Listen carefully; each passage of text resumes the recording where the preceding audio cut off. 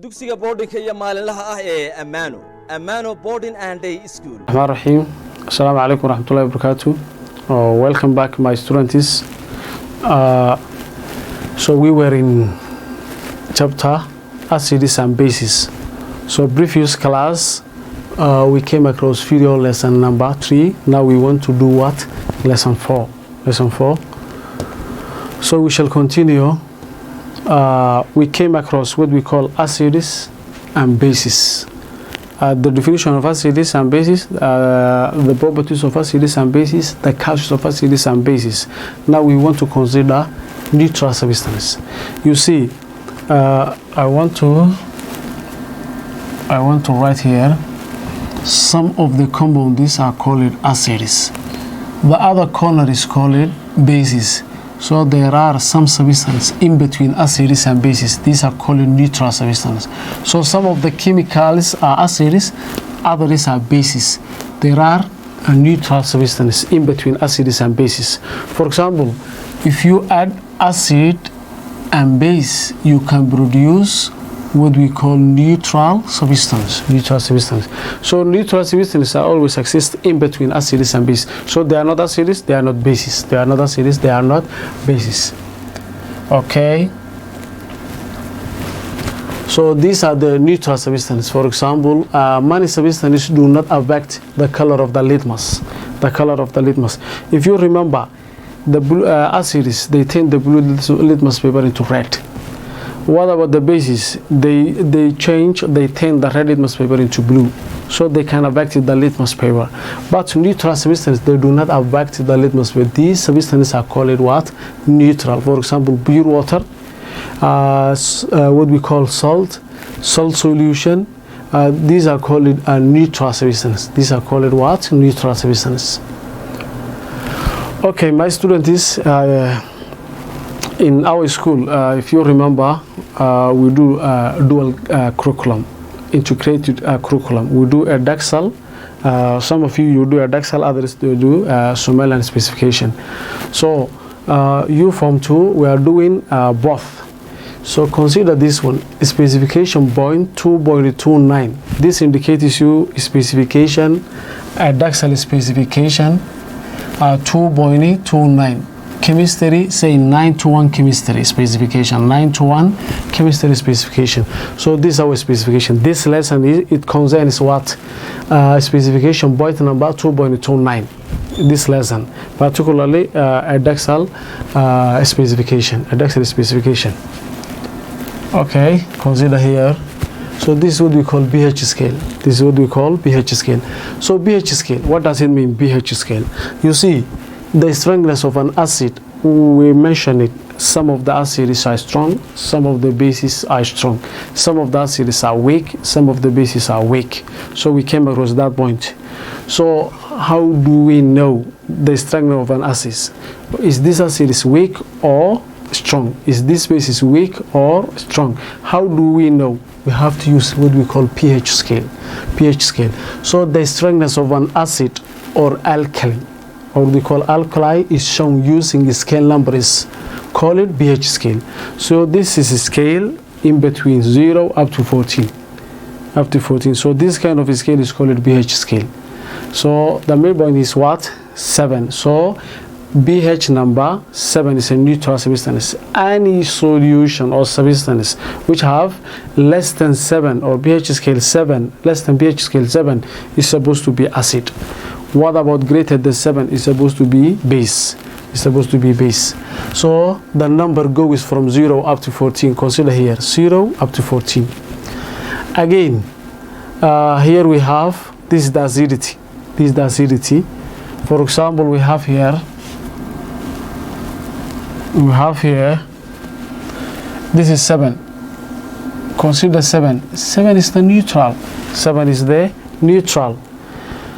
What about any number below 7? It's supposed to be acid, but the acidity increases here. So consider here, this is a weak acid. This area is a weak acid, 6, 5, 4. So if we decrease the number, the pH number, acidity increases. So the pH number and acidity are always inverse proportional. What about the basicity or alkalinity? Basicity, this area is a weak base, so basicity increases when the pH number increases. Basicity increases when the pH number increases. Okay, consider here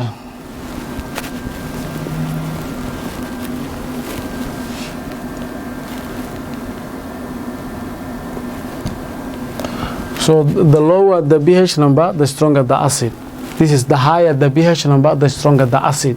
So pH number and the pH scale, say pH number and strictness of a base are always directly proportional. This part. What about this part? It's inverse proportional. It's inverse proportional. So how to use the pH scale? How to use the pH scale? How can we use the pH scale? So, okay, how can we use the pH scale? So pH scale, so some acids are weaker than others. Acids are not the same. We can classify acids as weak acids and strong acids. Bases, weak bases and strong bases. So some of the acids are weaker than other acids. So it is the same with alkalis. Alkalis is the same. So the strength of an acid or alkali is shown using pH scale, which goes from 0 up to 14. You understand that one? So on this scale, an acidic solution has pH number less than 7. Any number below this is supposed to be acid. Any number above this is supposed to be alkaline. It's supposed to be alkaline. So bear in mind these two.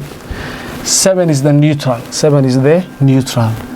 An alkaline solution has pH number greater than 7. Neutral solution has pH number exactly on 7 or close to 7. Say, the smaller the number, the stronger the acid. We came across that one. The larger the number, the stronger the base or alkaline. Consider here is some examples, some materials, some known materials. Say lemon juice, pH number 2. This is strong acid. Bear in mind. Wine 4, around 4 is again I can say strong. Rain 5.5. It is a weak acid. Human blood is 7, close to 7. It's like a neutral. Or baking soda. You know baking soda, sodium hydrogen carbonate. What do we call baking powder? You remember the cake. Baking powder is around 8.5. It is a base, weak base. Say detergent is 10. It's strong. Say bleach 12.5. Very strong. It's very strong. So it can affect your skin. So what is indicator?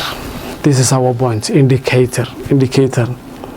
So indicator, you can get this the meaning from the word indicator.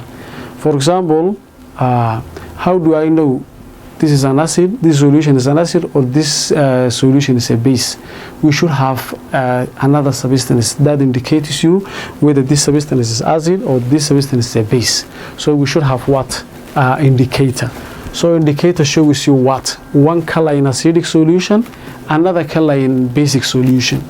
So it indicates you, it will give you a hint. It will give you what? A hint. So indicator is a substance. It is another substance.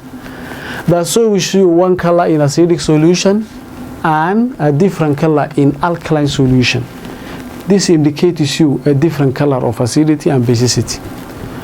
There are two types of indicators. Generally, there are two types of what? Indicators. Number one, plant extracts. These are called natural indicators. The other one is called commercial indicators. This is called man-made or artificial indicators. So plant extracts are extracted from where? From the leaves or plant, from the leaves and flowers of the plants. So these are called natural indicators. What about commercial indicators? Indicators prepared in various chemicals. So prepared by what? Human being. This is flower or say leaves. So this kind of flower and leaves is under plant extract. So it's a natural. Okay, types of indicators. So litmus indicator is a litmus indicator. It is always paper, but sometimes it also exists in the form of solution litmus. But litmus indicator solution turns red in acidic solution and blue in an alkaline solution. So if you put in what we have, for example, if you have a litmus paper and you put it in a solution, so if the solution is acidic, it turns red. The blue litmus paper, it goes what? Red. What about if it is a red litmus paper? The alkaline solution turns into blue. Neutral is a baba, it doesn't change. So litmus paper is usually more reliable and comes a red litmus paper and blue litmus paper. So most of the time we use these two. So for example, it was red, we put in base, it become what? Blue. It was red, we put in what? Acid, it become a red. So this is what we call litmus. Consider here. So this is the litmus, red litmus and blue litmus. Here we have what? Alkaline solution, neutral solution and acidic solution. So if you put in red litmus paper with the acidic solution, the red stays the same. The red stays the red, so it turns red. What about neutral substance? It stays the red.